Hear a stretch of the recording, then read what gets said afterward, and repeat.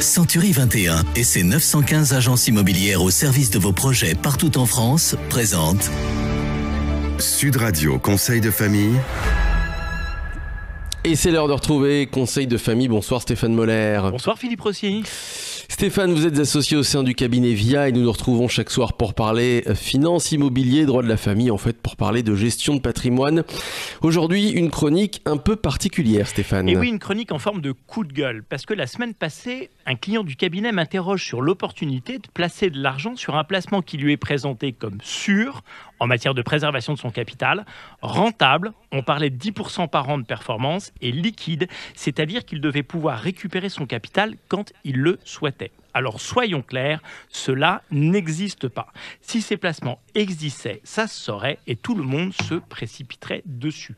Aucun placement ne répond conjointement à ces trois critères. Pourriez-vous nous donner quelques repères ? Oui, déjà la notion même de garantie en capital est maintenant interdite, même pour les contrats d'assurance vie en fonds euros. Donc si on vous parle de garantie en capital, c'est déjà un très gros point de suspicion. 2, tout placement comporte des risques, généralement proportionnels à son rendement. 10%, c'est très, très rentable, donc évidemment, potentiellement, très, très risqué. 3, liquide, ça veut dire que l'on peut en sortir rapidement et pour la totalité des fonds investis. C'est souvent incompatible avec la rentabilité. C'est sûr que vu sous cet angle, à quoi faut-il faire attention, Stéphane ? Eh bien, un premier conseil, l'essentiel est surtout de ne jamais faire un investissement dans quoi que ce soit que l'on ne comprenne pas. Mon second conseil est toujours de se méfier des offres trop alléchantes ou hors marché. Ce conseil est valable pour les produits financiers, mais aussi évidemment pour les investissements immobiliers. Vendre un bien immobilier qui rapporte 10% par an, c'est une folie. Alors posez-vous la question, pourquoi le vendeur vend-il ce bien ? Vérifiez plusieurs fois qu'il n'est pas insalubre, promis à la démolition, s'il ne faut pas refaire la toiture, que les locataires payent réellement leur loyer. Et mon troisième conseil est toujours de regarder sur Internet ce que disent les autorités de régulation, notamment l'AMF et l'ANACOFI.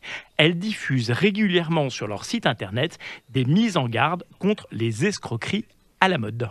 Eh oui, dans les dernières années, elle a mis les investisseurs en garde notamment contre la revente d'œuvres d'art et plus particulièrement de manuscrits historiques, la vente d'immobilier en Allemagne offrant des rémunérations supérieures à 10%, la commercialisation de placements privés, souvent sous forme d'obligations faisant appel public à l'épargne, des investissements dans des sociétés d'exploitation de crèches et plus récemment dans l'exploitation de containers maritimes. Oui, et tant d'autres, l'histoire est toujours la même, le placement est hyper sûr, hyper rentable et hyper liquide. Internet est d'ailleurs souvent un bon moyen de jauger un investissement. Si on n'en parle pas, c'est suspect. Si les autorités de tutelle en parlent, c'est très suspect. Et si les blogs des investisseurs en parlent, eh bien ça permet de jauger la qualité globale des services rendus.